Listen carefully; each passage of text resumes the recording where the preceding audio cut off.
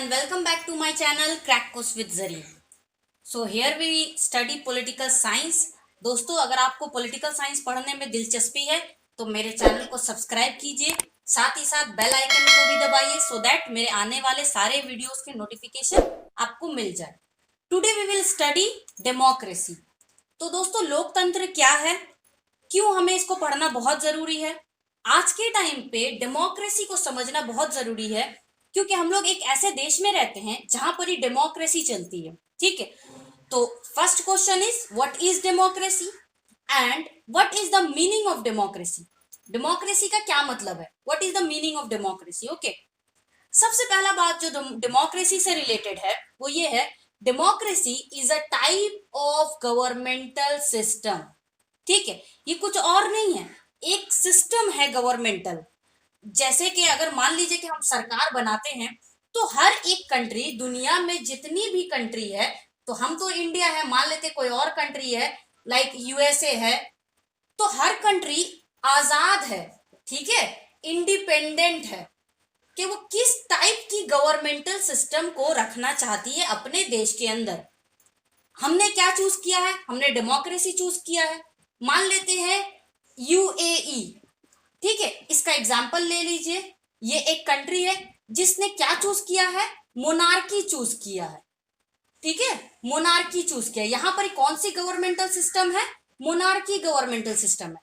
हमारे यहाँ कौन सी है, डेमोक्रेसी. इस तरीके से और भी बहुत सारी गवर्नमेंटल सिस्टम एग्जिस्ट करती है, बट आज जिस पे हम लोग फोकस करने वाले हैं वो डेमोक्रेसी है. सो जब हम बात करते हैं डेमोक्रेसी के मीनिंग के बारे में दोस्तों, तो आज के टाइम में एक यूनिवर्सल मीनिंग बताना बहुत ही ज्यादा मुश्किल है. क्यों? क्योंकि इसके मीनिंग को बहुत ही ज्यादा मिसअंडरस्टैंड किया जाता है. ठीक है, वो भी मैं बता देती हूँ क्यों. डेमोक्रेसी जब ओरिजिनली जब इसका मीनिंग आया था, यानी कि ओरिजिनल जो मीनिंग है इसका वो क्या है, पहले वो देख लेते हैं, बाद में फिर मैं बताऊंगी कि इसको किस तरीके से आज मिसअंडरस्टूड किया जाता है. सबसे पहले ओरिजिनल मीनिंग देखते हैं डेमोक्रेसी का. दोस्तों अगर आपको याद रखना है डेमोक्रेसी का मीनिंग तो आप अपने दिमाग में इसको याद रखें. Originally uses as the sense of rule by the people. यही इसका मेन मीनिंग है डेमोक्रेसी का. एक ऐसी सरकार, एक ऐसा गवर्नमेंटल सिस्टम जहां पर ही किसका रूल होगा, पीपल का रूल होगा, यानी कि जनता का रूल होगा. जनता खुद अपनी गवर्नमेंटल सिस्टम में खुद राज करेगी. अब यहाँ पर ही जनता किस तरीके से राज करती है, तो हमारे यहाँ हम लोग जानते हैं कि हम लोग क्या करते हैं, अपना रिप्रेजेंटेटिव को खड़ा करते हैं. इलेक्शन में खड़े होते हैं ना कि हाँ भाई एमपीज के इलेक्शन हो रहे हैं या एमएलएस के इलेक्शन हो रहे हैं, तो ये लोग कौन है, ये हमारे रिप्रेजेंटेटिव है दोस्तों. हम इनको चुन कर लाते हैं, यही डेमोक्रेसी का असली मतलब है. लेकिन जैसे जैसे टाइम बीतता गया, डेमोक्रेसी के साथ कुछ और शब्द जोड़ दिए गए हैं. ठीक है, कुछ और पॉइंट्स को जोड़ दिया गया है डेमोक्रेसी के साथ. और वो पॉइंट्स क्या है दोस्तों, देख लेते हैं. वो है पॉलिटिकल इक्वालिटी, वो है इकोनॉमिक इक्वालिटी और जस्टिस. ठीक है, तो ये तीन वर्ड को डेमोक्रेसी के साथ कुछ इस तरीके से जोड़ दिया गया है कि हम लोग सोचते हैं कि जहां पर डेमोक्रेसी होगी वहां पर पॉलिटिकल इक्वालिटी मिलेगी, जहां पे भी डेमोक्रेसी होगी वहां पे इकोनॉमिक इक्वालिटी होगी, और जहां पे भी जस्टिस होगा वहां पर ही डेमोक्रेसी जरूर मिलेगी. बट ये क्या करना हुआ, ये डेमोक्रेसी के ओरिजिनल मीनिंग के साथ इसको इंक्लूड कर देना हुआ दोस्तों. ठीक है, लेकिन हमें पॉलिटिकल इक्वालिटी एक फीचर्स है डेमोक्रेसी का, इकोनॉमिक इक्वालिटी एक फीचर्स है डेमोक्रेसी का. जितनी कोशिश की जाती है कि डेमोक्रेसी में ये इक्वालिटी हम दे दे, पर जरूरी नहीं है कि हम दे पाएंगे 100%. ठीक है, हम लेकिन कोशिश यही करते हैं कि पॉलिटिकल इक्वालिटी लाई जाए देश में, इकोनॉमिक इक्वालिटी लाई जाए.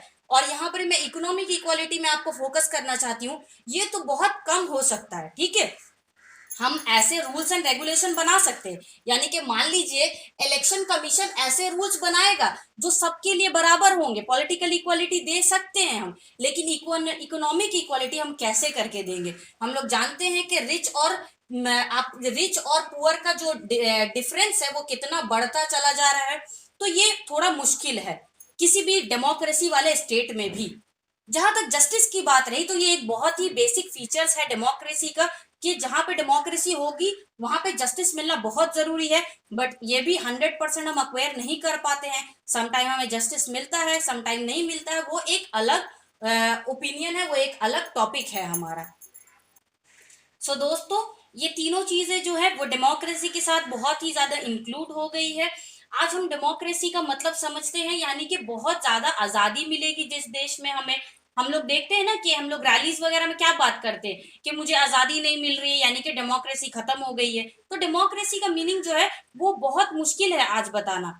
एक यूनिवर्सल मीनिंग बताना बहुत ज्यादा मुश्किल है। कोई सारे लोग मिलके एक मीनिंग के ऊपर एक्सेप्ट कर ले, ये आज पॉसिबल नहीं है। ठीक है, तो यहाँ हम लोग मीनिंग समझ लिया डेमोक्रेसी का। जो मेरा नेक्स्ट नेक्स्ट लेक्चर होगा दोस्तों, उस पे हम लोग समझेंगे टाइप्स ऑफ डेमोक्रेसी, यानी कि डेमोक्रेसी कितनी तरह की होती है। अब यहाँ याद रखें, डेमोक्रेसी भी बहुत अलग अलग टाइप में बढ़ गई है। क्यों अलग अलग टाइप में बढ़ गई है दोस्तों? क्योंकि अलग अलग आपका स्कॉलर्स ने डेमोक्रेसी को अपने मीनिंग पे ढाल दिया है। फॉर एग्जाम्पल, लिबरल्स जो है वो अपनी तरह से बताते हैं डेमोक्रेसी क्या होनी चाहिए। जो सोशलिस्ट है वो अपनी तरह से बताते हैं कि डेमोक्रेसी कैसे होनी चाहिए। यानी कि लिबरल्स बोलते हैं जहां पर लिबरलिज्म वाली सोसाइटी होगी, डेमोक्रेसी वहीं पर ही हैपन हो सकती है। सोशलिस्ट बोलते हैं जहां पर सोशलिज्म वाली सोसाइटी होगी, वहीं पर ही डेमोक्रेसी हैपन हो सकती है। यानी इस तरह से अलग अलग थ्योरीज में डेमोक्रेसी का मीनिंग जो है वो अलग है। अगर आपको मेरा वीडियो थोड़ा सा भी इंफॉर्मेटिव लगा हो दोस्तों, तो प्लीज मेरे चैनल को सब्सक्राइब करें, लाइक एंड शेयर जरूर करें। Thank you.